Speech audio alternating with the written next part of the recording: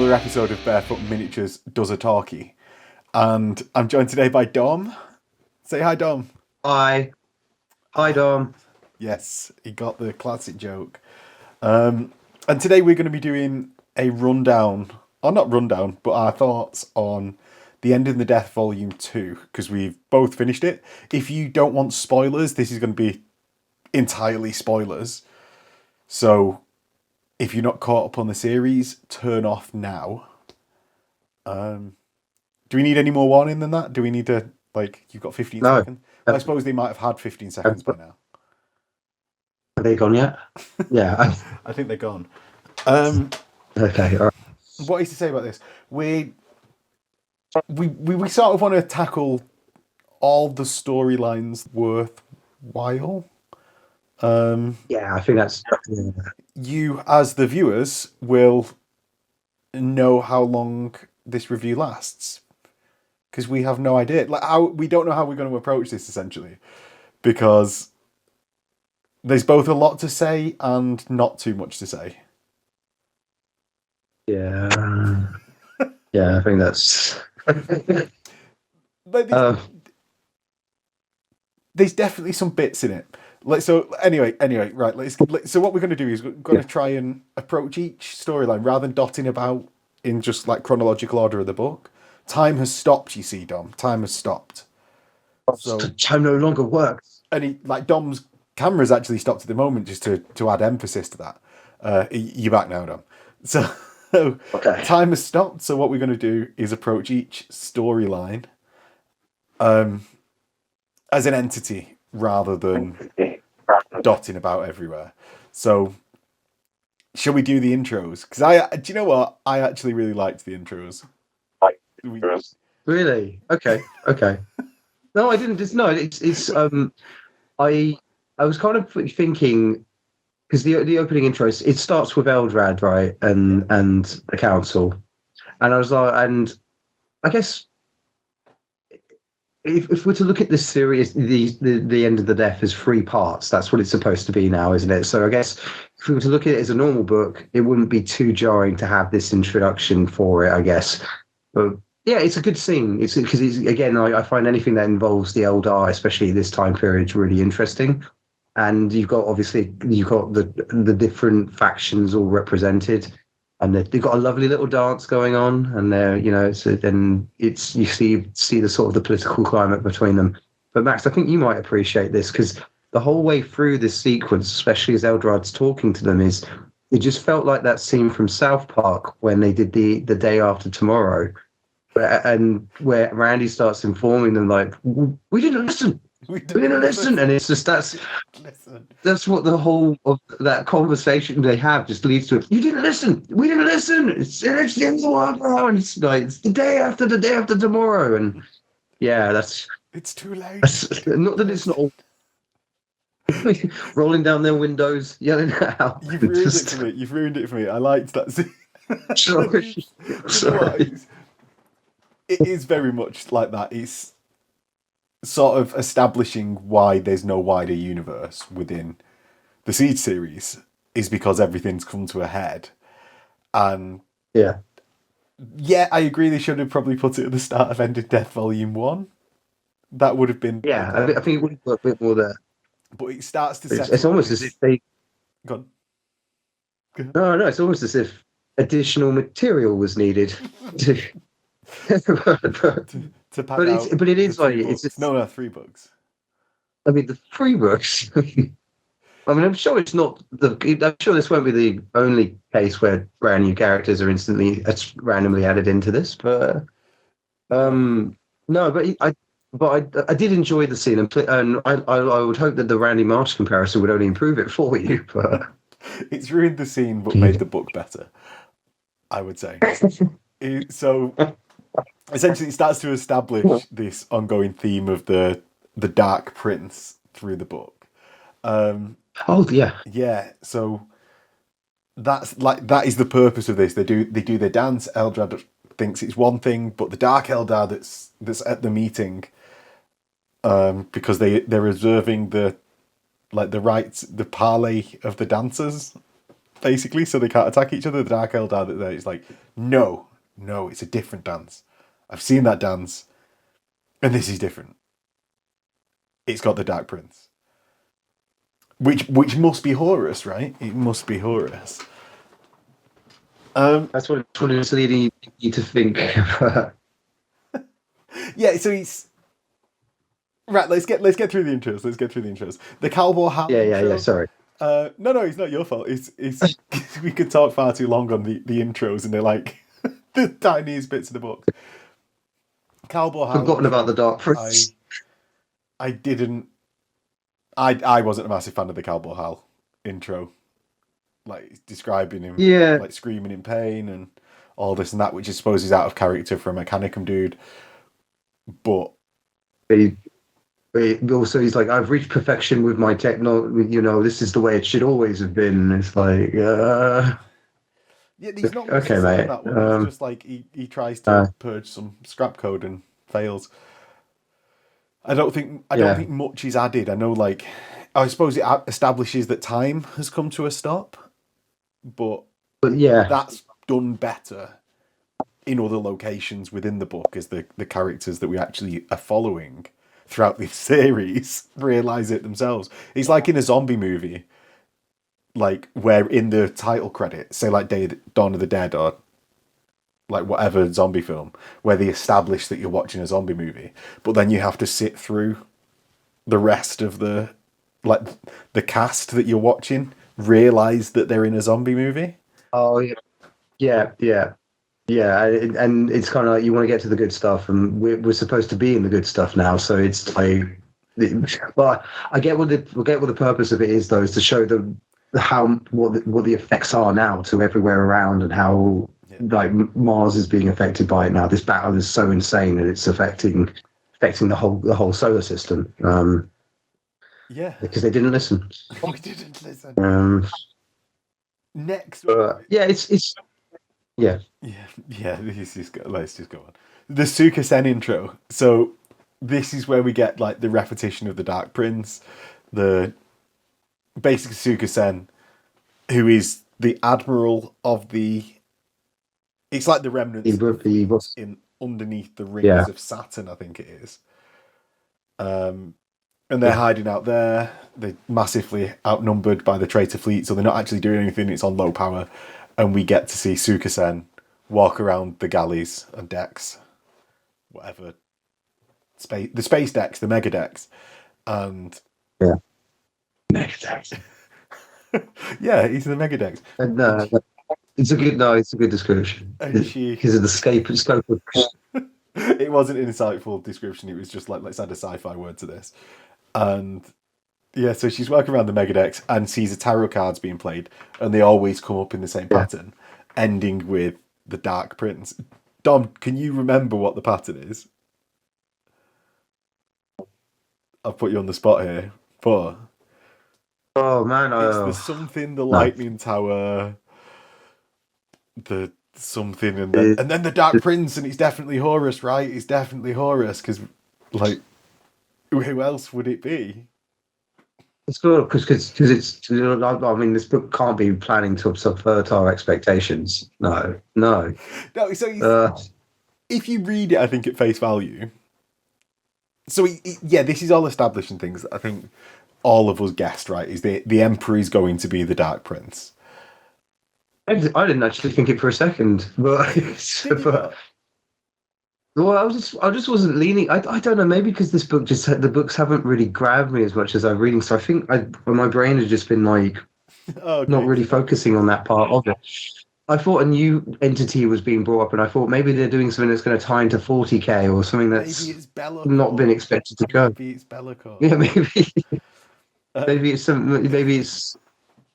Maybe something was going to happen with Sanguinius. I wasn't too sure.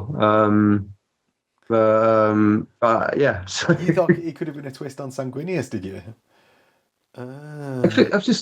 I went in thinking, it's all of the history they have is based on lies. Maybe I was prepared to find out that Horus was actually the body that was on the throne or something. I was willing for something random to happen. We'll save the Dark Prince. We'll get to it. I suppose it's like in the Lost and the Damned. Is it Lost and the Damned? First Wall, where there's the company that's been working the line all day. Yeah. They Working come the in on line. the train. Working the line. Yeah. And that actually caught me by The most surprise that they practical. were the traitors. Yeah, they on the mega train is the I mean, most practical. yeah, the most practical The Giga train. instrument you could use in a war like that. You can imagine you saw the train track and like the enemy like report that to Pertrava. Oh, sorry, they reported to Pertrava and like we have them in their sights. We're ready to destroy the lines. And Pertrava was like, no, not this. Not the train. This is too beautiful even for me to destroy. I like trains. If he, in that his one tactical blunder was that. Sort of going on. Anyway, back onto Suka Sen. Is there?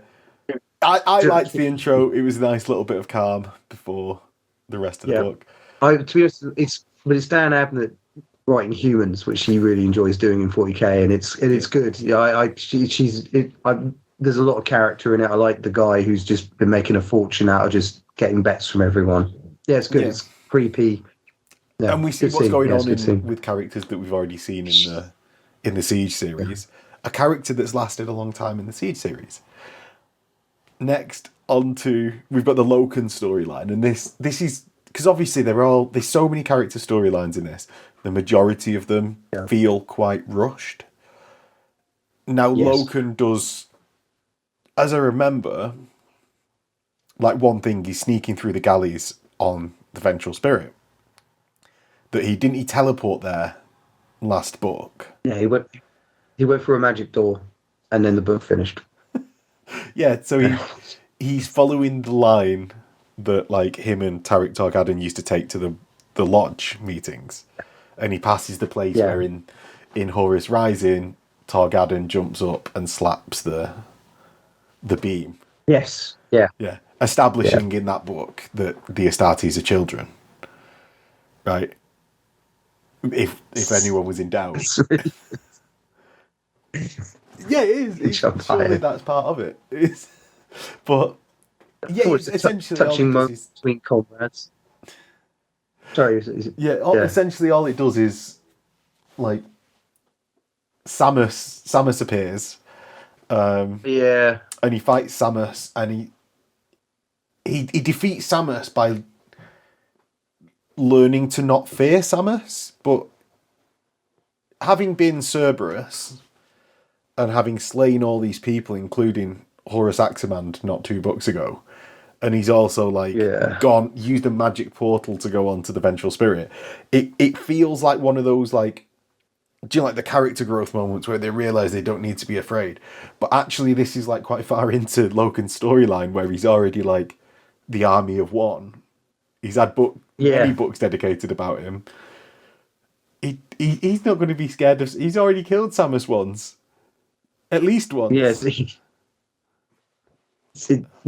I can't really add to that. I think I didn't dislike the Loken plot too much, but it's just it's been the same thing over and over again. Loken's like a loose cannon who plays by his own damn rules, and he's just walking around the palace killing random guards. And he gets a message from Malcador. He's like, Loken, I need you to come help me. He's like, no, Malcador, I'm a loose cannon who plays by my own rules. Wolf pack of one. And he's just going around. That's pretty much been his arc of like just doing that. Does he meet up with Keeler at some point? Yeah, he does. He finds Keeler, but then he leaves Keeler. Isn't that in the first? That's in the first war, the Solar War, I think. The first book. Oh no, that's Mercedes. Oh no, not Mercedes. That's Mercedes Olaton. So going off and rescuing people, I guess that's what he's doing. But that does his story arc. We're not there yet, but his story arc actually connects with another, which we'll get to in a bit, and that I really enjoyed. I didn't hate this, but I was just kind of like you, was like, he's done harder things than this. But apparently, like, I don't know whether we sort of build it. We've listed them out, all of the storylines that we're going to talk about. I don't know whether I think we might be building to the better bits, almost. Yeah. Like, so we're actually starting quite low now. So if you still stuck around for this, we're building up in anticipation. It's going to get better. Yeah, it's getting better. The dragons are coming. The dragons are coming. The dragons are coming, and they're going to be huge. Can we get some food? No, the dragons are coming. So the next one that we've got down is actually I think a really good bit. The Kirill Cinderman storyline, where they're in the library and arguing about, like, do we burn the books? Do we, like, what are we doing? So they're searching the books for knowledge, and actually I can't remember the name of the character, is chanting the Book of Samus. Yeah, I was going to say they inadvertently basically nearly kill Loken, which is because they summon him, don't they? Well, and that's what leads to it. They both summon Samus, I think, and then it's Samus saying all of his spiel, like, Samus is the man beside you, Samus will gnaw in your bones and stuff like that. That basically can be heard behind in the person reading the book's voice, like slightly ahead of Samus saying it, and that's what causes Loken to not be afraid anymore. Okay. No, okay. Yeah. So it's both. I remember when this happened in book 1. Yeah. Okay. Is that what happens? Is it Jubal? He can hear Jubal's voice or something. Yeah. They reference Jubal, and it's like it's a lot of memory berries to they like a lot of, like you said, with the hand slap on the corridor and all of that. It's like I remember this. But it's kind of cool, the connection. Yeah, and then there's not the conversation with Araman, which is much cooler. That's awesome, because when the Marine turns up, you're like, oh, it's going to be Erebus. This fucking guy. Fucking Erebus. I love how it's fucking bloody Erebus wearing his top hat and his twirly mustache, and he's like, I'm back. I like Erebus a lot. I love how much of a shit he is. They but no, it's Araman, that makes me love to hate him. But, yeah. So he's Araman the spider, isn't it? Basically, he's coming hunting for books to preserve the knowledge ahead of the Horde. And I actually think it adds across the book to the sense of impending doom rather than just being bolt upon. Yeah. It's I couldn't have put that better. That's what's nice. Is he's playing the long game, and what he says is like, I need to attain as much. I need knowledge. Because with that I can help carve a path for the Thousand Suns. Because he knows it's all going to go to shit, but maybe they can carve a little part of the galaxy and exist in that and do what they want to do. So it's pragmatic. It's well within his character. I like the fact that he still sees himself as normal, but he's clearly lost it. He's clearly gone down this path, and it's changing him. And I really like the bit when he alters his form to make everybody feel more comfortable around him, but he's actually made something ghoulish and horrible still, and nobody likes it at all. And that's it just shows, when you compare it to Thousand Suns, how much he's changed. It's good. It's really good. Yeah, like, it's a nice sort of juxtaposition in that way, isn't it, as well? And as well, him just like changing his form entirely is just complete opposite end of the spectrum from, not, I wouldn't say like a careful Araman in A Thousand Suns, but when he's more limited in their usage of powers.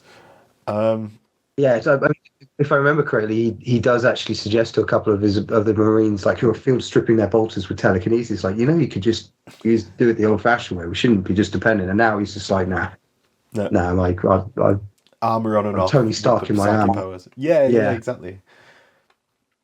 Yeah. On to Foe. What did you think of the Foe storyline?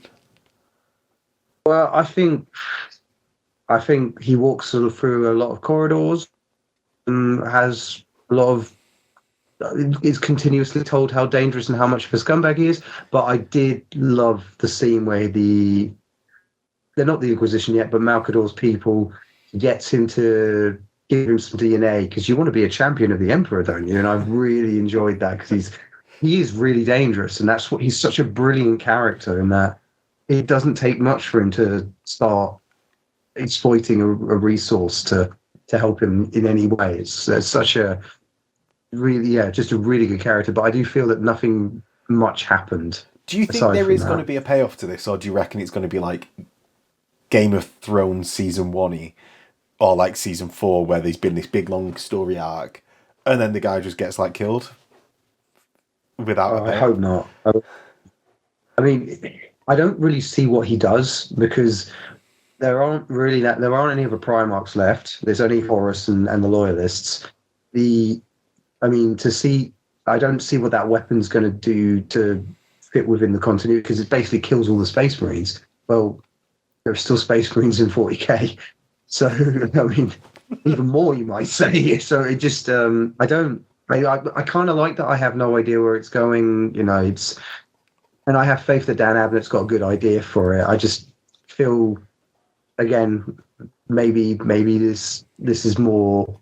This could have been tighter in its storytelling, and it's not necessarily needed. But it's also resulted in what if, towards the end of the book, because he's gone AWOL, they have to send another group of characters out. A new band of characters are created to go out and find him. And like the D&D group is on the notice board. Like, send out another D&D group because the other D&D group completed their quest in this book, and we'll get to that in a bit. But it's just it's not bad. I think I really like him as a character. Since Saturnine, I think he's been really cool, and his journey's been really interesting because he's an absolute monster. But even though you hear him narrating himself and you're aware of how little he values all the people around him, I love that he goes into Malcador's sanctum and he's like, this guy was awesome. He's just enjoying enjoying all of Malcador's kits and things. Me of, have you ever? I know the books about Hannibal Lecter came before the movies, right? I think. But have you ever watched the TV show Hannibal? I watched it briefly with you and Emma. Yeah, right. So in that, there's a load of serial killers, and there's lots of points where they like appreciate what the other serial killers are doing, and it reminds me very much of that. Of like, I see your work there. Like, could have been tighter on this, but you did really well on that. And it's that sort of moment of the mega genius psychopath appreciating what another complete psycho has been doing. Yeah. That's nice. That's a really nice way of putting it. It's like you can imagine they would have had a nice romance if they'd have had to hang in another life. Before then killing each other because of opposite sides. Yeah, and because they yeah. So next up we have Honfleur and Odai Sartak, which is the Space Wolf guy. If you've forgotten his bit. Odai Sartak, not Wolfie McWolferson. Okay, cool. All right. He's pretty Wolfie McWolferson. He's got the name of his second in command, who is door opener extraordinaire, Iron Hand McHandface. Is he the one who gets burned alive? I think so. Yeah, I'm mixing that up. He's something like grisly happens to him, but his entire job is we can't open this door. Get the Iron Hand guy. And they're just like the door openers for all the other legions, I suppose, at this point in the siege. What they're good for. I mean, it's to be honest, I actually really enjoyed this. I liked because it's like a buddy. I love a buddy cop situation where you got two very different mentality characters working together.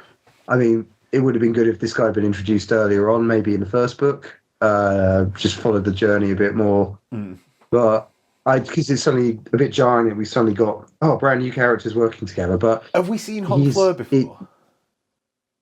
Yeah, and I like the fact that he's either becoming a bit more mentally unstable or the warp's starting to affect him, and obviously the wolf's clocking this. But their dynamic's cool when he basically tells him to shut the fuck up. Which movie do you think this is most like? Oh man, well, because the grumpiness of Honfleur and the sort of like energeticness of Sartak sort of is like lethal weapony but Yeah, he's Mel Gibson. That's yeah. Murdoch. And like Han Fleur's like, oh, I'm getting too old for this shit. Go, I'll retire soon, Pomfrey. We gotta solve these murders, and then I'll take you home to my family, and you can enjoy a good meal. And so Yeah, exactly. So that's. Oh, what do you reckon there's a better comparison for Han Fleur and Sartak? probably there is. Rush Hour, obviously. Jackie Chan and Chris Tucker. They're sort of basically identical when I think about it. No. As much as I'd like them to be like either Rush Hour or twins, which I just don't think they're similar enough to Arnold Schwarzenegger and Danny DeVito. Oh, you're right. It's. I know that's not a buddy cop movie.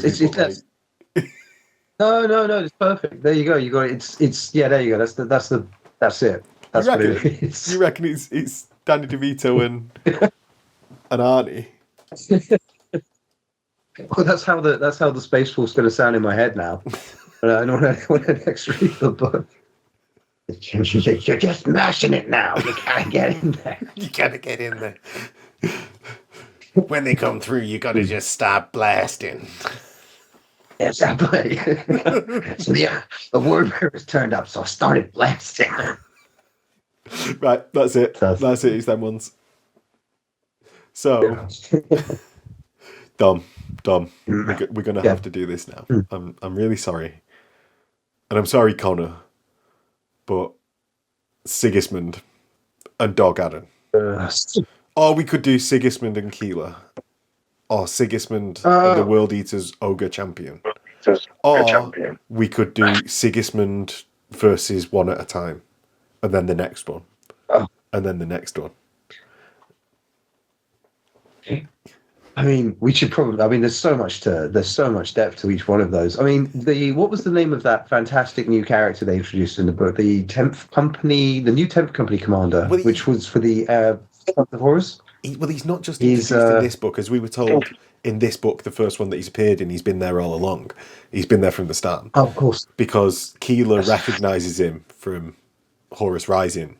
Oh, we just never saw in Horus Rising her meeting him. So that's Dog Adam, because most of them have names. This Adam, and yeah. So Dog Adam, he's actually like he's looking like quite a cool character at this. Like when he's first introduced, he's got a cool sword. He's getting things done. He's got a good group of characters working for him, and then Sigismund. Yeah, and, he's out of nowhere as well. Like Keeler's sort of talking to him, and recognizing these sort of like quirks about him that would make him a really interesting character. You've got like the noble marine behind this possessed marine that sort of like got this double vision on it. Maybe just because Keeler's the saint that she can see this, but it's quite a nice aesthetic choice to how it's described, or Dog Adam's described, as like this visage over the top of still the noble Lunar Wolf. Yeah. And it's a really cool see. Bam! Sigismund enters, and he kills Dog Adam, and then he kills like a group around Dog Adam. And it was at this point I was like, "There's a company of Sons of Horus here that no one's just turned around and shot Sigismund. Like, how did no one see him? Because they're in the waste. So how did no one see Sigismund approaching to be able to get that close to Dog Adam?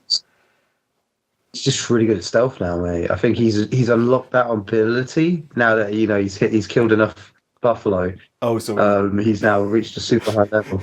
he killed 1,000 boar in the forest. That's the Mars Force. I love that you get that reference. Now he can. Of course.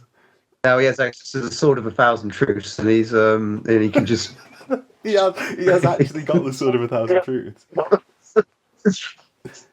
So Yeah, he gets the sword of Assassins and splits Dog Adden in half, wasting the actual quite good character building that we've had on Dog Adden.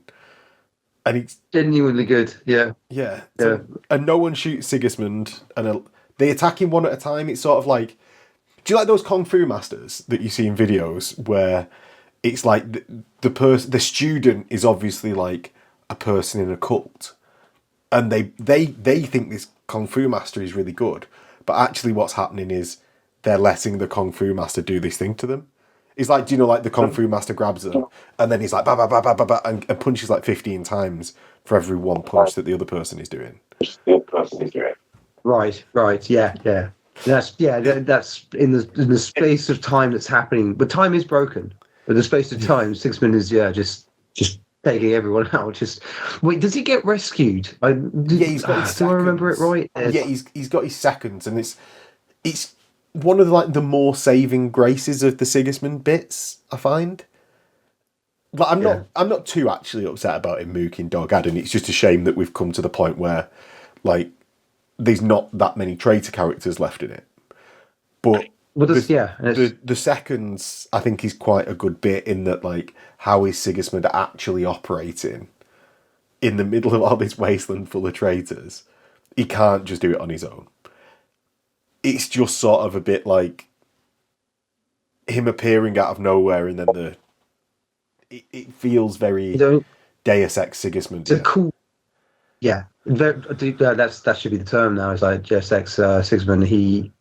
I mean, it's cool. It's a cool moment because he basically, you think, oh no, it's going to be balanced, and it is a cool moment in that. But this is like Loken did the same thing for her as well. I mean, a few books earlier, if I remember right. It's just more of the same. Well, it's, I mean, again, it's I think the main one.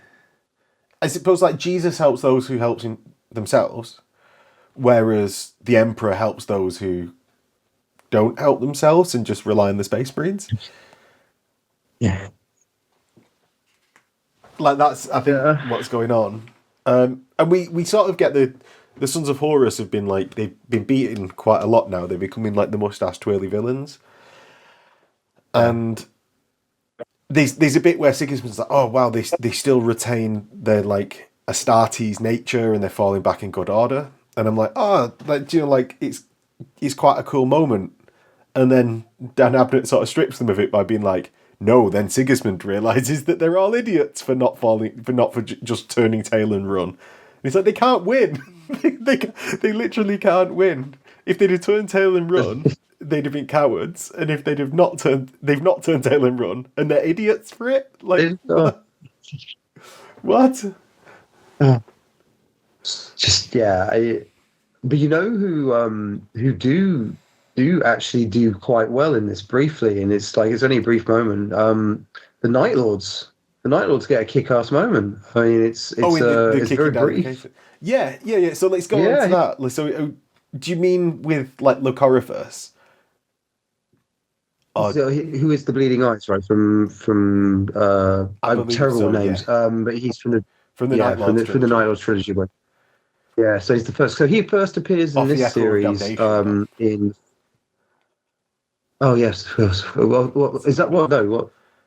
He's the Echo of Damnation. He first appeared. No. He's he's from the Bleeding Eyes, isn't he? The Echo of Damnation is the ship. Oh no, that's the ship he comes from, but the cult that he's in is the Bleeding Eyes. Yeah, he's from the Echo of Damnation. Yeah. He's but he first appears in the Lost and the Damned, the best what is very likely the best book. First on the wall, and first on the wall. But first in the wall, and now he's first in the palace, and I'm kind of, why wasn't this guy a POV character? I don't understand why this guy hasn't. It would have been good. Yeah, I think that would have been cool. Yeah. Yeah, because we get two, I think it is, snapshots in time of him. The first one, and this is the first point where, like, reality really breaks, is he gets targeted or stepped on by a Warlord Titan. Or by a Titan. Yes. And he, like, curls up and he's like, fuck, no. And then just jumps into the palace. And I was being told, actually, by Howard the other day that this is sort of a Yeah. nod to the 40k fluff for raptors and warp talons, that warp talons begin shunting about. So Oh, it's not, okay. which I didn't know. I'd forgotten that. Yeah, yeah, I'd forgotten that because I used to have warp talons, but that was just as I quit playing 40k. That's cool. So it's his first use of his teleporting, I suppose, or his as his gradual transformation occurs. No, that's cool. Which softens That's cool. the Game of Thronesiness of it, like the season 8ness. Yeah, And then we pick him back up again later, don't we? Where he realizes he's not the first in, but who cares? Kill some people. yeah. Nobody can prove it. It's like it's fine. I'll just tell everyone they can't know any differently.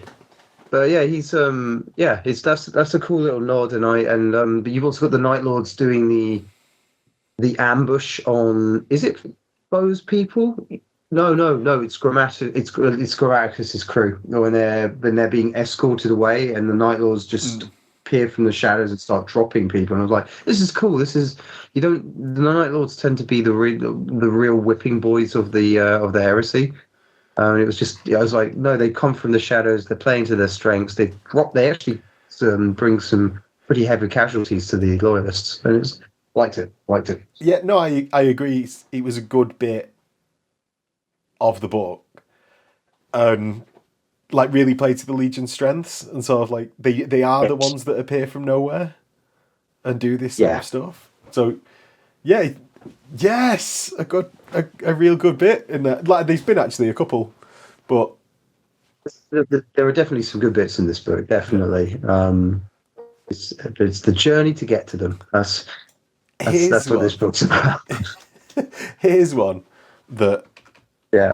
we will disagree on, the Corswain bit. I greatest space for the greatest archangel. I don't hate it, but you got to tell me that. No, just tell me this: does Corswain spend the entire of that book fighting on a hill? Because that's all he does. No, he has a small talk about fighting on a hill versus like Cypher going off and doing something else rather than just fighting on a hill.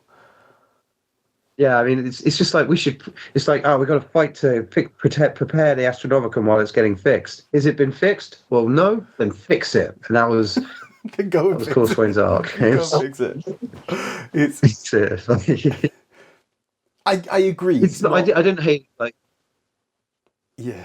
Yeah, I mean, it's they could be maybe say stretching out until they light the Astronomicon and bring in potentially some more characters. But I like the fact that Cypher obviously is trying to manipulate him, and Corswain is not certain of him, and you've got that tension, and that's quite cool. I like anything Dark Angels and anything that kind of builds on that mythology. Just not much else really happens, and Typhus just disappears. Why has he disappeared? He doesn't do it. I don't think he's in the book at all.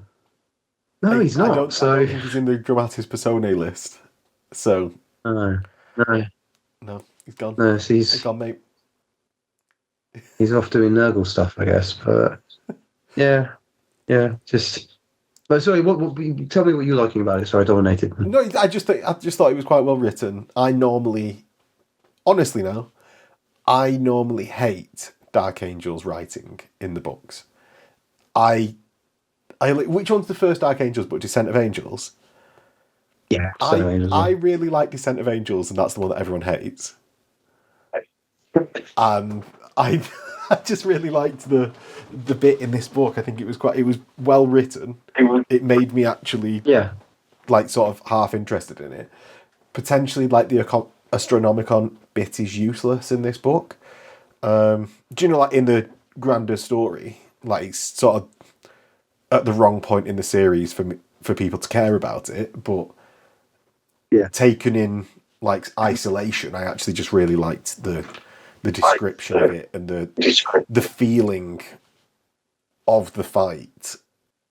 There is a feeling of desperation. And I know it's got sort of like a cheap thing of it, but like the idea of like fighting over a hill, and like you can almost picture it of like having this dirty, horrible scrap over a hill with the Plague Marines. Like you can, or at least I can see that in my head, and I can see like this stormy night, and it's raining, and there's some lightning in the background, and like they're all getting more and more muddy all the time, and like smashing people with carbonite tyrannic greatswords. Sorry, like stuff like that. I can just see it in my head, in my mind's eye.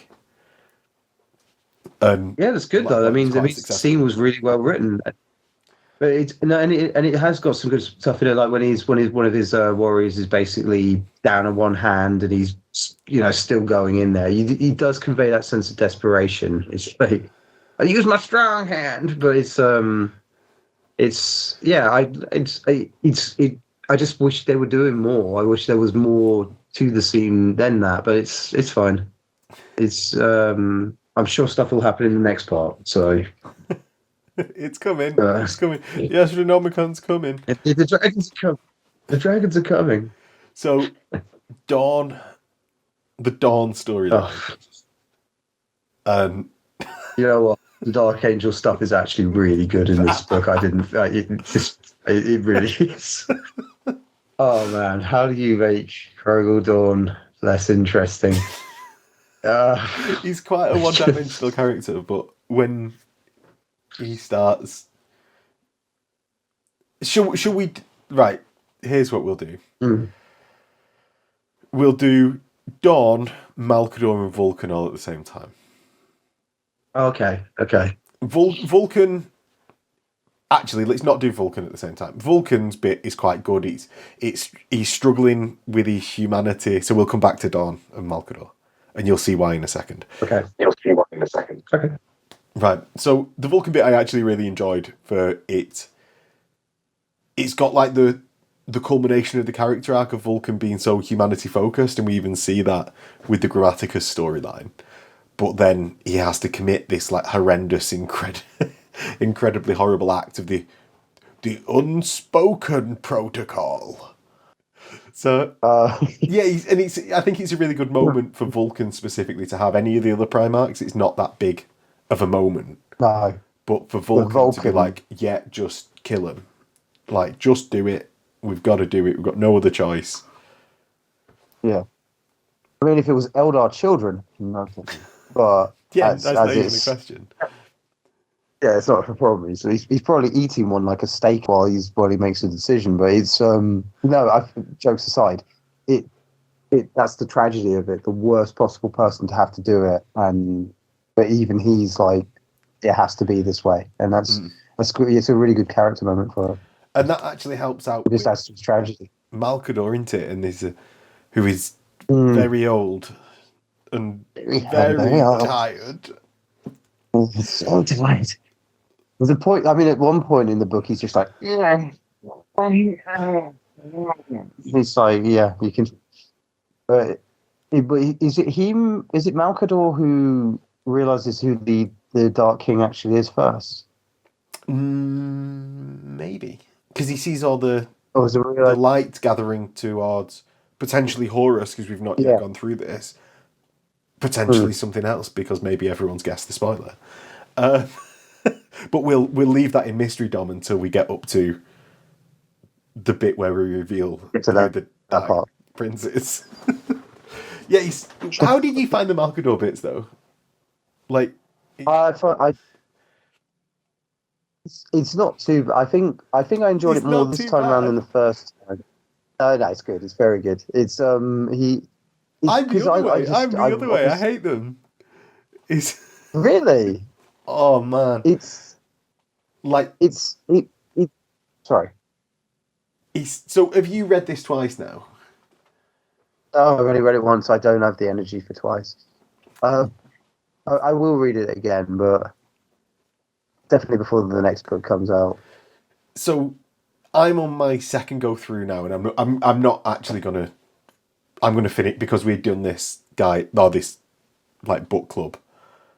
I'm not gonna finish doing it. I might read the last chapter again, but I'm on my second go through. I've skipped every single time Malkador's been mentioned, because I just Oh can't do it. wow. I Okay. just can't do it. I don't care how old and how tired he is, and it's so painful. But oh, he's tiresome reading it.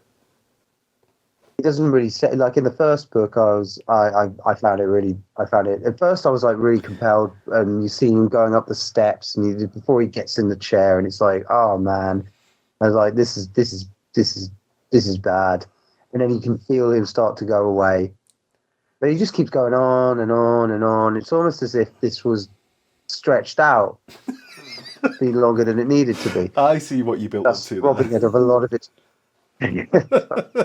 It's yeah. I mean, but he has some moments of like realization, and it's some of his little any insight into Malcador's cool. So I guess I kind of liked it for it. But I don't think you're wrong. I think if I read it again, knowing that nothing really comes from it, when I mean, if I know nothing's going to come from it, then I'm probably not going to engage from it a bit as well. But I just find the yeah, pacing really boring. it's that's what's wrong with it. He's maybe he just needed to have some sort of like psychic duel with someone, but it just didn't work for me. The bits like I thought much better representation of him struggling was if we just saw it from the outside and Vulcan feeding the psychic people and children into the furnace, because that shows how dire it is without having to have this very plodding, slow storyline going on. Yeah, yeah, I thought he did a much better and job with it potentially, in much fewer lines, almost like it was stretched out. yeah. I mean, perhaps if this had been one book, this would have been a few chapters, and it would have been very compelling. But yeah, it's one more book to go. We'll see how old he's and tired he is by then. So Yeah, so we've got yeah, that very tiresome bit, which is Malcador. Now, is Mm. well, you quite liked it, so I already know your answer. Dawn or Malcador, more or less tiring? Malcador's less tiring. I think Dawn is literally he just sat in a desert, drawing doodles with his blunt sword, gradually rubbing it away into a little nub. Just listening to Rubbing a what away voice, into a running, nub? rubbing his sword away into a nub, just drawing Polishing his pictures. bolter endlessly. Just say it. like, Just say it. Just say it, Dom. it's- Just say it. Just say the words. do you know which chaos god clearly he has an affinity to is the blood god, because that's definitely Rogel Dawn. It's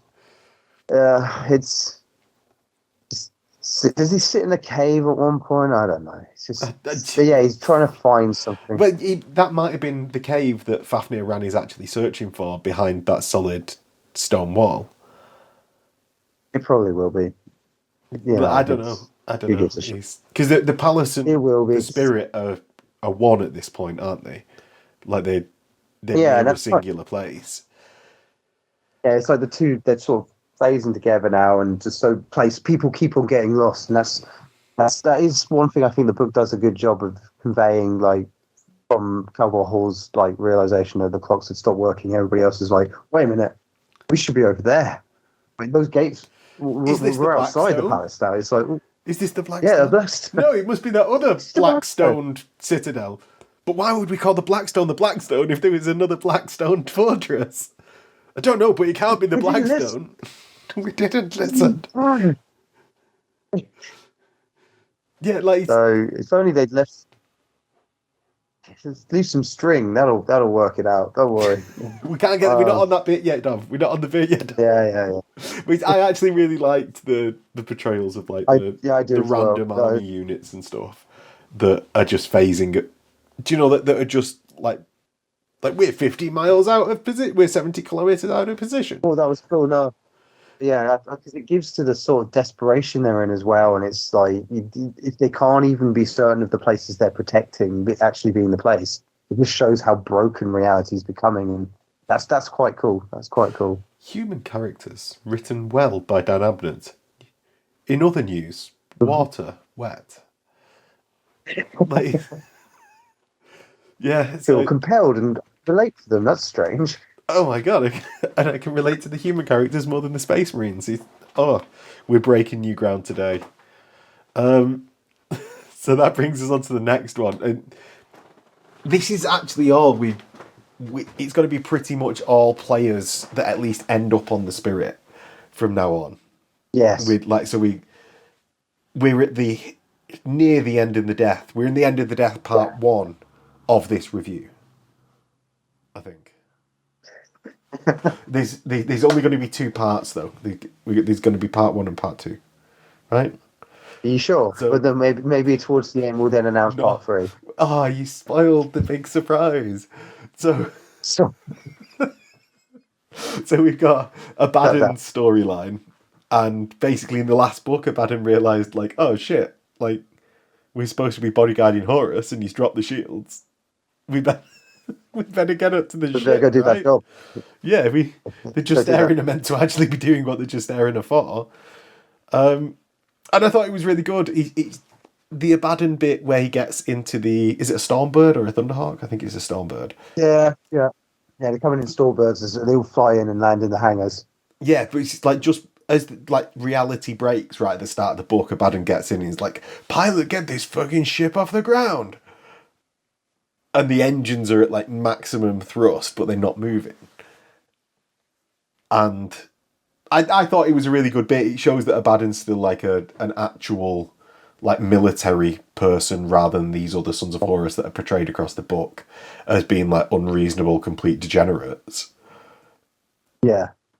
And it's sort of, and again as well showing the divide that's starting to happen with the Sons of Horus, because there's some of them don't really respect Abaddon. There's even potential dissension in his own men, and it's he's trying to be, when Abaddon is the voice of reason, it's bad.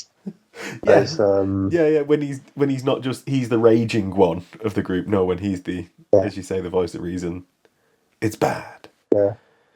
So Uh, he gets up onto the ship and he discovers what shop is it? He discovers like a wooden shop, like made up oh, that's, I don't remember it some now. sort of seller pornography shop. He discovers a wooden pornography shop, and yeah, No, he's just the reality bending.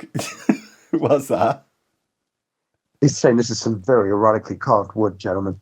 It's like, just as they. Yeah, so in lieu of knowing what it actually is, that's what we'll go with.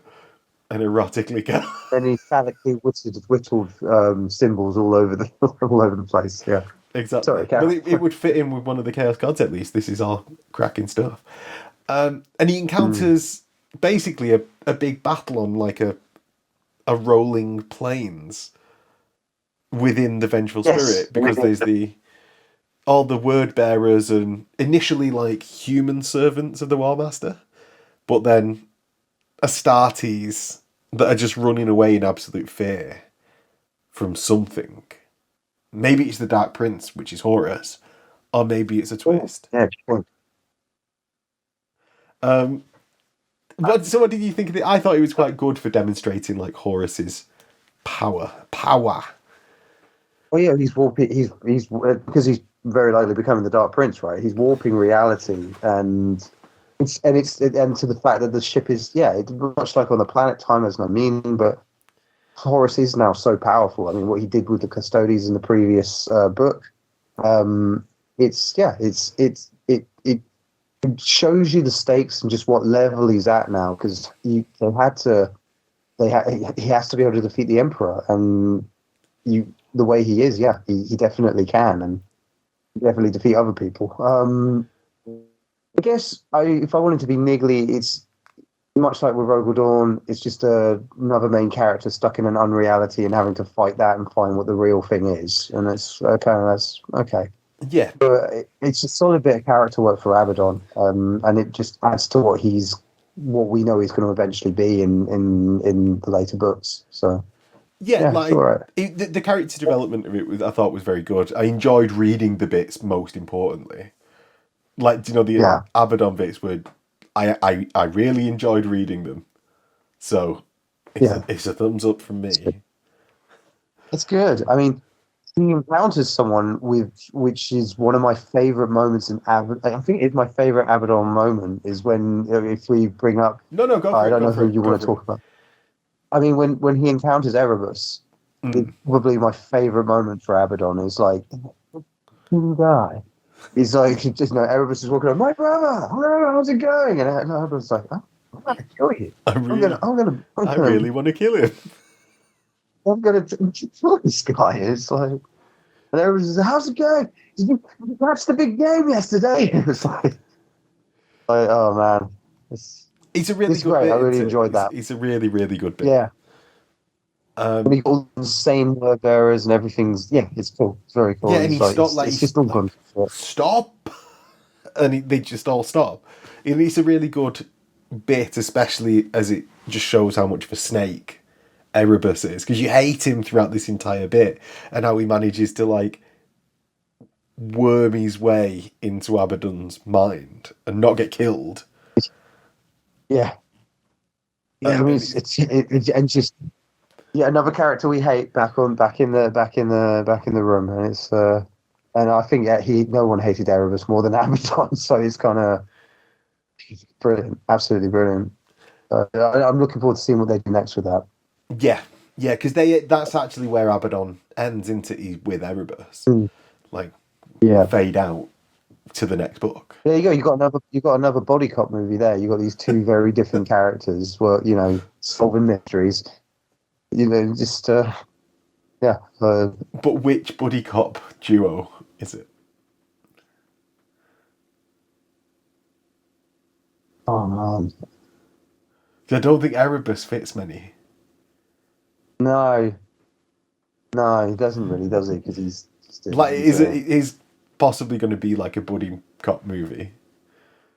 But I'm just up for he's them just two not having a light-hearted. There's not going to be like a moment no. where they stand back to back and the other one's like, There might be a moment like that happen in this book at some point. But yeah, with these two, no, you're not going to get that. And just the two together. exactly. So, should we get Valdor out of the way?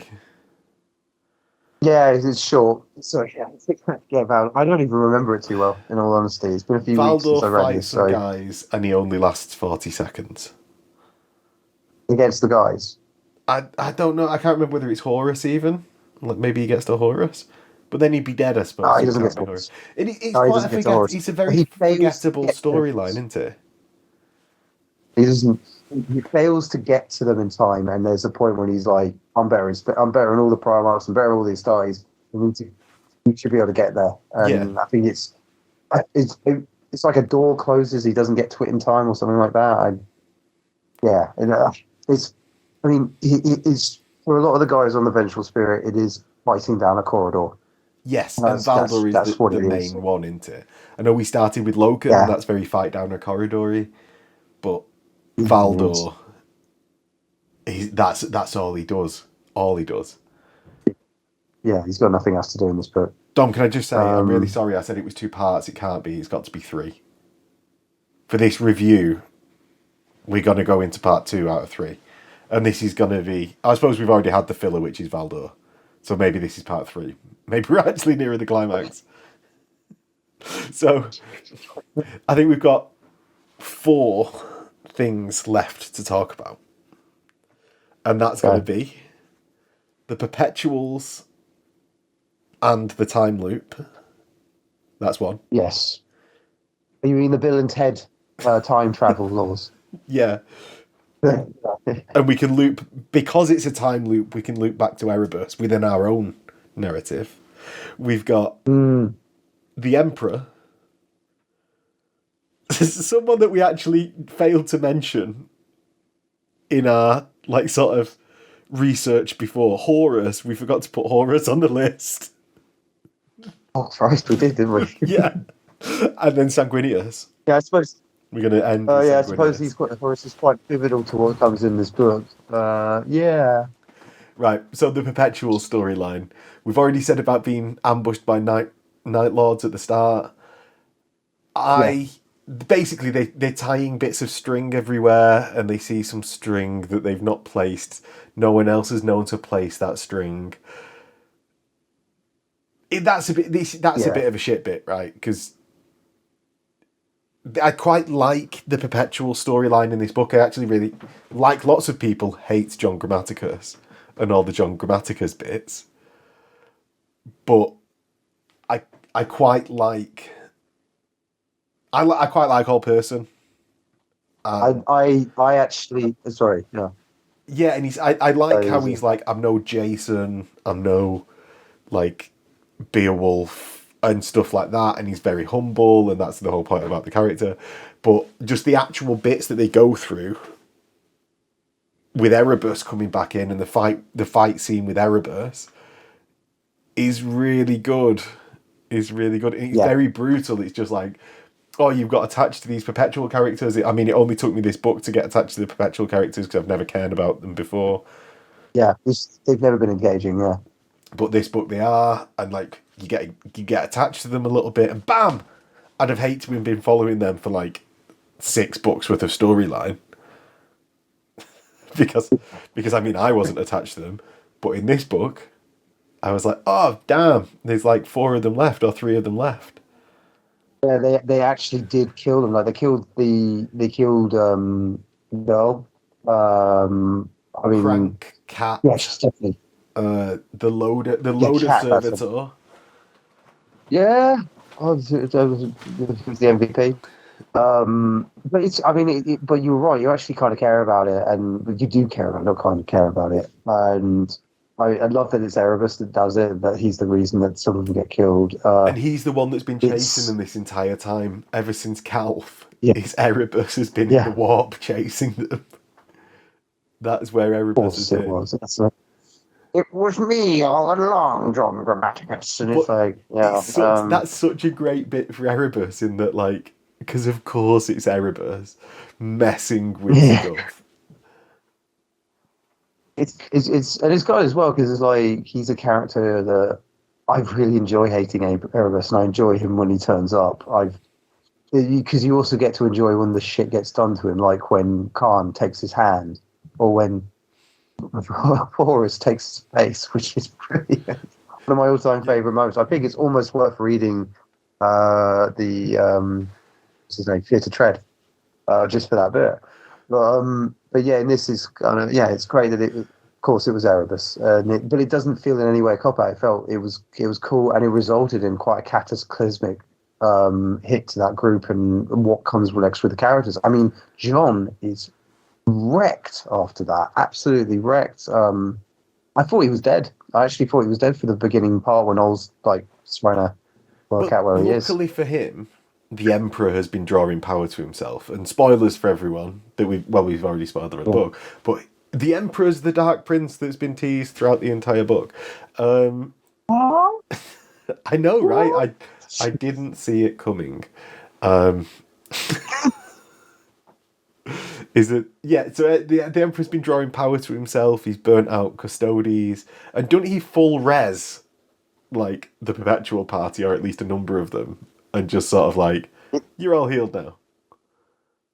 He doesn't resurrect anyone from the dead. No, but he restores, like. Yeah, so John's basically back to full strength. In fact, John's more powerful than ever. Well, he's not. I mean, he's still in his last life. But Ollie's like, oh my god, all my aches and pains are gone. This is great. Yeah. And he's still on his last life. Yeah, and I think people's guns get repaired and bits and pieces. It's a full healer move. So, are we going to talk about that? So we're going to talk about the Dark Prince and that part. Yeah. Let's do that now. Let's do that. I think it's a good point. I really enjoyed this aspect. I thought it's great that the trick has been to get the Emperor to basically destroy himself and go against what he wants to be. I feel like the Perpetual crew wasn't the most compelling thing. We've said it earlier. There was, because they disappeared for so long after No Fear, and then they appear again, and it's half the book is just about Pat telling Ollie what to do, and I'm just like, it gets tedious. As all the others do is moan, and it's like, this isn't the most exciting thing I could be dealing with right now. But then you gain Leto, who is interesting. I like Leto. And I really enjoyed in the previous book the Alfarius bit, when John has to leave him on his chest and everything. But yeah, with this, when it comes down to Ol coming up to speak to him, and the Emperor's so hard to convince to do anything, and it's like, I've been sent here by Malcador, and Malcador's the one guy who would tell you to maybe you should take a moment. And it's a great conversation. You have the Emperor, I think, is really well using avatars for him to communicate through. That's really good. It keeps his otherworldliness on bay. I was really, really in. Like, as viewers might have guessed, we've not been too compelled by this book, but when this kicked in, I was like, maybe he's not going to. I don't know we know what the ending is, but we don't. There are going to be things we don't know about, and this I thought was really good, because I'm not saying the Emperor learned a lesson, but he does. It's a test to see of what matters to him, and an element of his humanity does matter. Being a human, keeping to what he believes in is important, and I think that's a really great sequence. And it took, like you said, a humble man who has so much power, but also is still, at the end of the day, a very simple guy. Is in comparison to the Emperor of Mankind is really, really great. Yeah, no, I agree. It's the only bit that I would say is a shame is that it it sort of establishes that the Emperor is didn't want to be a god, because he could have just become a god at this point. Whereas there's that bit of me that's like, it would have been like that he's just evil all along and always wanted to become a god. It gets rid of that. Yeah, and which has been a long-standing one, and a big point in the books is like, the Emperor's just using you to try and become a god. Yeah. And so it gets rid of that theory all the way through. Do you know all the traitor Primarchs? It's like, the Emperor's just making himself a god. They were wrong, because he gives up the power of godhood. Yeah. When all convinces him not to. Yeah. God damn it! We were wrong. We didn't know. We didn't listen. We didn't listen. But yeah, I think it's a really great written scene, and just and seeing those story arcs kind of collide, and that stuff being finished, and as the Emperor's just walking off with Loken. He takes Loken with him, doesn't he? We didn't talk about just speaking of another character crossing over with the group. When Loken joins that group, Loken's cranked up to 11 on the interesting level. It's like, finally he's got someone to interact with, and he's not being dour and just fighting people in the corridor. And it's the Emperor of Mankind. Yeah, he's hanging out with that guy as well. But it's the bit when they've got the sea of insane. It's word bearers, and Leto who teams up with Leto, and they did that bit when they're back to back. Do you know what? I forgot about this bit entirely, because this is one of the things like this. There will have been things that we've missed throughout this entire thing. Yeah. Because it's got so many moving parts to this book. Like, even trying to comb through knowing we were doing this, it's a lot. But no, I did sort of like that bit. You go through it. He's not the clearest in my memory, but I do remember enjoying Loken joining the group, the D&D part. Yeah, to flesh out the characters there. Yeah, they're basically about to get overrun, because, like, even though everyone's what's the name? The Red Witch, petrol. Yeah. What is she called? It'll come to me in about 10. She's. Keep thinking Cyrene. It's not Cyrene, is it? Well, that's before she gets resurrected, isn't it? That's what it is. Yeah. So she's basically trapped under a rock, and I like this as well. She's trapped under a rock, and she has to move it a little bit, and it kills her, and then she's back, so she can move it a little bit more, and it kills her. Yeah. And I was like, well, she's just going to do that when she gets out. And I was like, I like that, because that's the person and the benefit of Perpetual. But she starts warning Hole and John, and it's the typical thing of like, oh, warning, why aren't you going? It's like, and then the sea turns up, like, oh yeah, we should have probably gone, and then yeah, Loken turns up with not like a teleport like Sigismund. He turns up and just starts ass next to Leetu, and he just tosses Leetu, warn it all, and they get to it, kick us like, yeah, this is it. And then Leetu's Maybe like that's offers the to hand him rush back his hour, sword. buddy. Ah, so yeah, Leetu's like Jackie Chan, and Logan's Chris Tucker. Logan can't be Chris Tucker. He's definitely not. Definitely not. It's Lee 2 is more Chris Yeah, Tucker, I think. okay. The scene, but I felt the scene was cinematic in action, but good sort of like action, and it's like straight out of a film of what he's trying to hand him back more and he's like, "You're gonna need it." It's like, yeah, it is cool. It is cool. He doesn't need three swords anyway. That's madness. You can't model that. It's insane. Madness. Um, So the Emperor's been Madness. drawing all this power to him. Do we think Yes. with the portrayal of Horus, he needed it? So, To and I fight would say Horus. it's probably yes.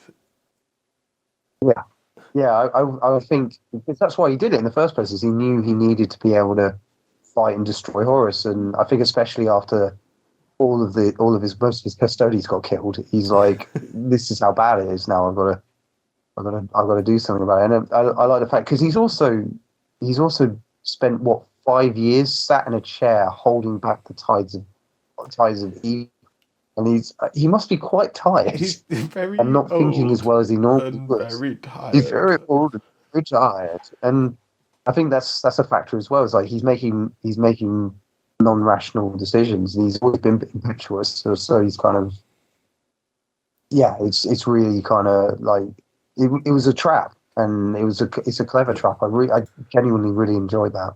So the trap is right.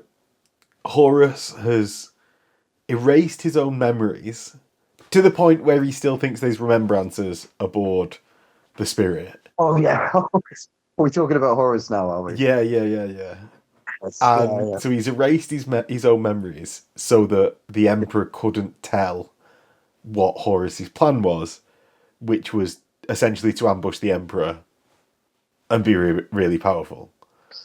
I do think he becomes very menacing across it, like the Horus. Oh yeah. yeah, like he definitely starts to take on element like do you like godhood, or at least in his own eyes, because we only get it really from Horus's eyes until we get to some parts of it in Sanguinius's bit. Like we don't know how much of the fragmenting of space and time is to do with Horus or just to do with the amount of chaos that's been on Terra. We don't actually know. Do you know? Because we get it. It's all the descriptions of Horus is really from Horus's perspective. So maybe that is a mask pulled over his eyes. But I would like to think, as a traitor player, that yes, Horus is actually that powerful. It at least seemed to me in the book. Based on what happens a bit later on in the book, I think you might be right. I think he's a little bit because I think you're right. I think that maybe he's a little unstable, but he's still doing what he wants to do. Yeah, and he's even reshaping the ship to his own sort of like mad dimension.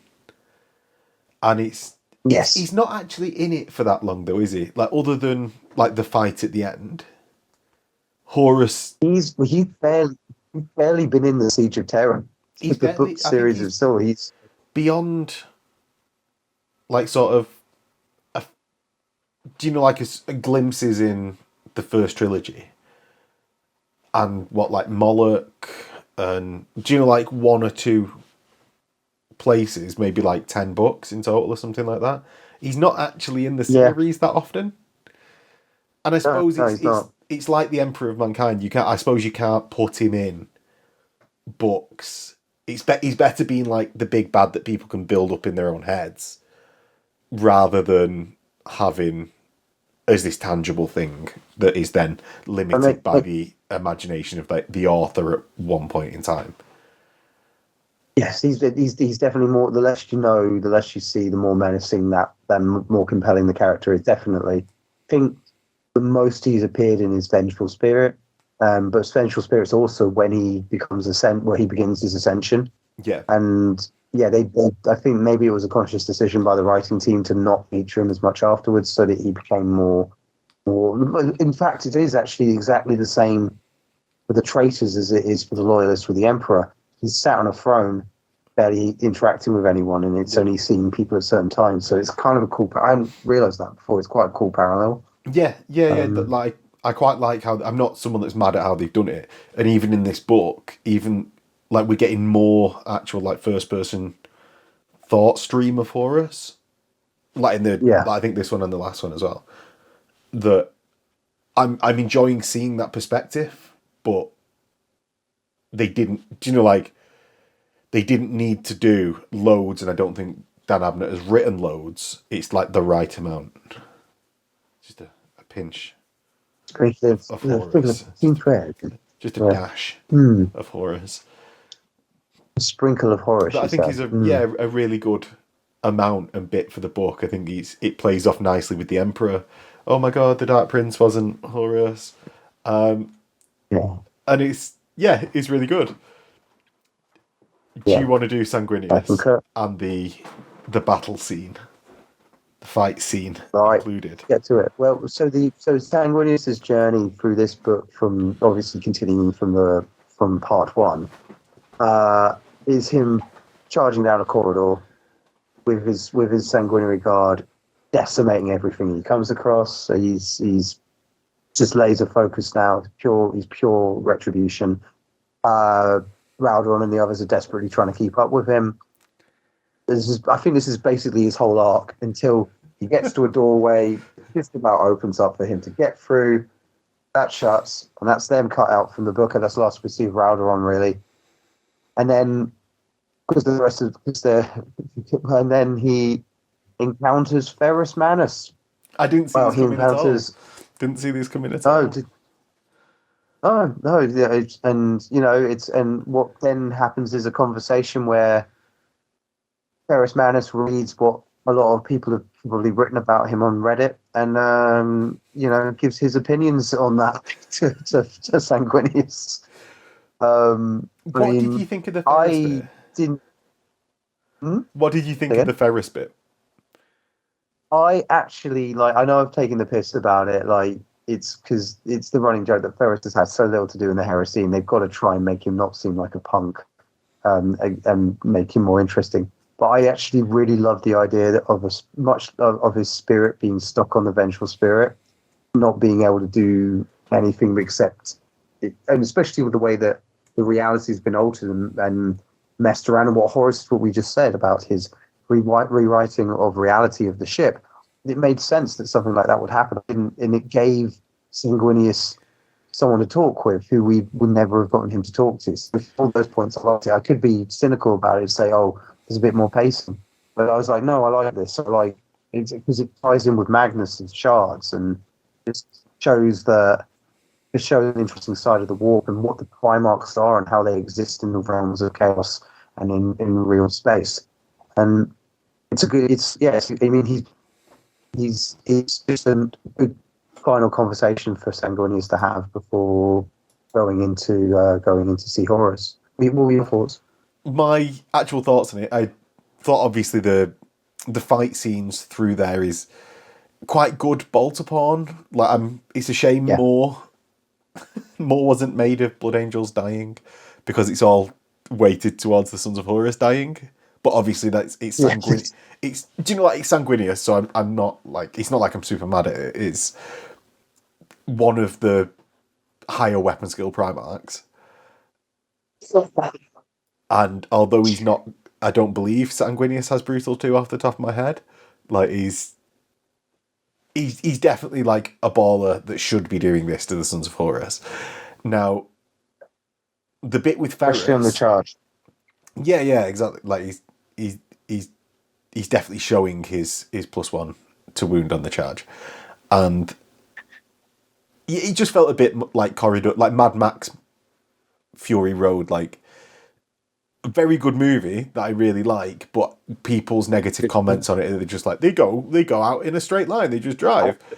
I can very much see that comment within all of the bits in the book that are just like fight through corridor. And I don't think there's much Abnett could have done actually to change that, because he doesn't describe them badly. The scenes are very good, the fight scenes, but it is just corridor and then into another room and there's a different boss monster or group of enemies that you have an encounter with. It's exactly. So, other than that being a comment that I don't think much could have been done to assuage, like the Ferris bit I didn't get at the start, and then I was like, it's exploring Sanguinius's character right before. I was like, why are we doing this? Just get to the fucking fight. But no, it's exploring Sanguinius's character right before the moments of his death, and it's something that obviously real life you can't do that. Whereas in a book where we want to see Sanguinius's thoughts at pretty much all points, it's like, do you know in anime where you have this fight scene that goes on for far too long because they're like talking about all their inner thoughts, like right as they throw this punch, and then you go through, like in the middle of the punch they go to like flashback episode, like that explains their thoughts during this exact time. We get in that just like before the fight rather than like having to flashback in the middle of the fight. And although that can be like maybe a bit long-winded, it's a good emotional tie of that character to exactly this moment. Maybe that should have been a chapter just at the end of the book, or like, do you know what I mean? Like a consolidated into like Sanguinius Horus scene where Sanguinius has this scene with Ferris, and it's rather than broken up across the book. Do you know? So we get it like full blast. Like this is the culmination, beginning of like fight scene with Horus. But I in the end I quite liked it. Like after realizing it's like one of those anime description moments, except done in sort of like a Shakespearean Macbeth way. Yeah, which is I mean, Abnett loves his Shakespeare input into these books, and I think one of the strengths of, I mean, when it first happened, though I really did enjoy it, my first thought was like, oh man, here we go, here's some more padding. But what I thought was just going to be like, oh, it's a demon pretending to be him, or it's a crappy test. It's like, no, I think it is just sincerely Ferris, an element of Ferris that he interacts with, and it's a sweet, and it's a nice character moment for him. And I really like the sequence. I think that's maybe an important one to say. Like approaching it as padding is maybe what made me feel like at the start, like, oh, what are they doing? Just get to the fight. But no, it's the approach to the book, isn't it? It's when you were reading something that you are maybe negatively skewed towards, when it shouldn't skew thoughts on approach to every single chapter or section of a book, because actually like scenes like this are very important and good for that character, especially before the moments of their death. So it gives some. Thought it was a good scene. It gives some. I guess it gives breather from in between the constant fighting as well. And it's one of my favorite things. I think I said it in our last video. Is I love Primarch interaction. I think any conversation between a Primarch is a very special thing, and because you gain some kind of insight into them. And two Primarchs that will never interact again because they're both dead. Well, one's in the webway, but I do the cap on it. I think it's a good scene, and I think it actually is one of the high points of the book, actually. But then it leads into the big moment, the finale. Straight up, the finale, if you will. I thought this was incredible. Straight up, this was probably one of the hardest things Dan Abnett probably had to write. Because it was one of the most iconic moments in Heresy. Like the first time I learned about the Heresy, you learn about Sanguinius dies fighting Horus. It's it's a huge part of the mythology. It's obviously something that the Sanguinius' journey, he's known that this is coming. I think the writing and the fact that it's from the perspective of Horus, and you just show how he's in his process of dealing with him, he's fighting with him, his observations, his sense of humor about it as well, and the fact that he is quite mad, and he takes a little bit of punishment from Sanguinius.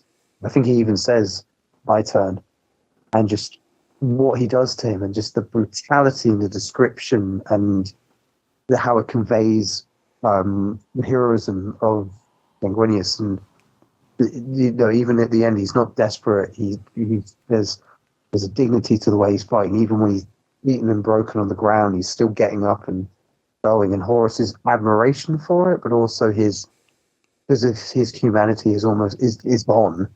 He's just it's almost like amusing to him to see it at the same time. I don't think I'm conveying it as well as I could here, but I felt it stayed in my head after I'd read it, and it just because I found the description and the power of it so excellent. Yeah, so it's interesting that you say like you don't think you're doing it justice. I think it's very well written, and it's, as you said, with Abnett has a hard time capturing, or could have had a hard time capturing this moment. I think he does it very well. I think us describing it in a podcast is very hard to do it justice for how well Abnett has done it. It's one of those like cascading moments of like Abnett must have found it hard to write. We are finding it hard to describe just how well he's done it. And I think that almost says a lot in itself, in that he does do it very, very well. To balance the power that we've got to feel of Horus for when he fights the Emperor could have meant that Sanguinius comes in, done. But he doesn't, because of how the story has been interwoven, and Horus he's not like powered up into his final form. He hasn't hit Super Saiyan. Exactly. He's not Super Saiyan. But it's all like comes together to give us this incredibly poignant sequence, whilst also having Horus described like well and still being menacing, despite the fact that he's on screen doing something, and it's a tense fight, not just entirely one-sided. Until it is, I suppose.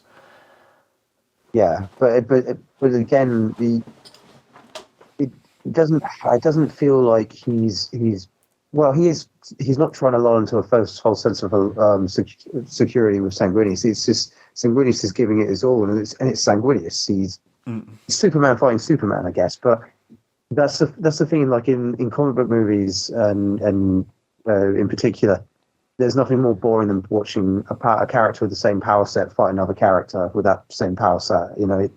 And with this, it's really interesting because you've got a character that can fly, and Abnett's descriptions of his attacking methods and how he's moving and the speed that Sanguinius operates at, even, in comparison to Horus, and it's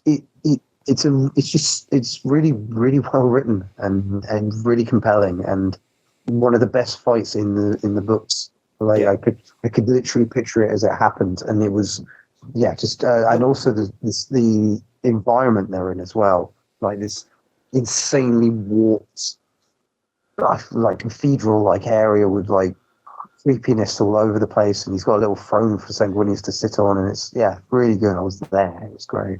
Yeah, and to be able to put you into that room, into the fight scene, must have been incredibly hard to do, because he does do it very well. Yeah. To convey a fight in 3D when, well, I can't fly. Yes. And to have an ability like that Sanguinius is able to do, to describe it in words rather than just show it on a screen or something like that, and have it, as you said, like, or not as you said, but like, you can see it in your mind, in your mind's eye. Yeah. And picture it and know what's going on there. Yeah. is absolutely excellent writing. And I Yeah. think the actual culmination of the scene where Sanguinius gets bashed Yeah. is Yeah. written so well, and you feel the tragedy in it. And this is something that Sanguinius has been seeing in his foresight since when is the first time he sees it in his It, foresight? Let's take a guess if you don't know. And is it's it as back Fear as Fear to to Tread? Is it that far I think back? it's Fear to Tread. It's as far back as Fear to Tread. So And Sanguinius and knows the this horrible thing is going to happen to him throughout the entire time, and it the puts entire all Heresy that knows, yeah. in perspective, and also what we've been seeing in all the Blood Angels characters in the books when they're getting more and more morose. This is what they're all dreaming. Yeah. And I mean, with these there's it just made me think about when Horus is fighting him as well. Horus is like he still thinks he can win. And it's like, well, we because of you just bringing that up, it's like no, he won't give anything but his all to be in this fight. It's he's never going to quit. And it's very interested to see how they're going to handle the Black Rage, because obviously that's going to come into play next. So Yeah, uh, it's going to kick off. yeah, yeah. When he's just on the ground and he's panting and he's one of his wings is broken and he's basically crawling and Horus is just walking off and just almost toying with him at that point. It really great, really powerful. Mm. I mean, not great, horrible, but really, really I get compelling. what you mean. That's why I was sort of stuttering over like Horus is portrayed well before. Like Yeah, yeah, it's just an excellently written scene and yeah.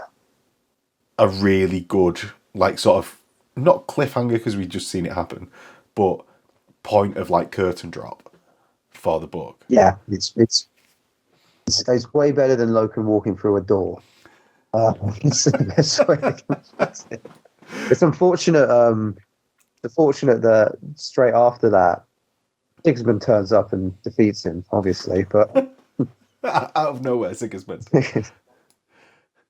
oh, Sigismund. But no, You see, yeah, like you said, it's curtain drop, but that's what it felt like. yeah, and I think it's actually worth saying. Right, so let's because we could keep sort of. Some people might want us to keep wanking this scene off, but we sort of need to do sort of a culmination of the book. Like, not is it good or bad because people can form their own opinions on that. I imagine everyone that's listening to this sort of just wants to listen to a discussion rather than hearing spoilers.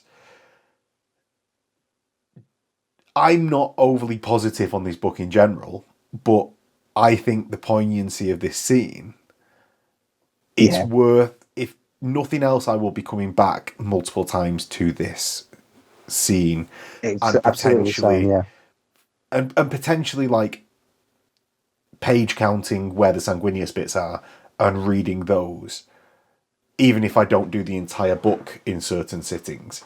Because I'll even the yeah, books that I don't really want to go back to, I'll end up going back to just because it's a siege, because it's a heresy book, right? And like yeah. I'll eventually end up going back to them.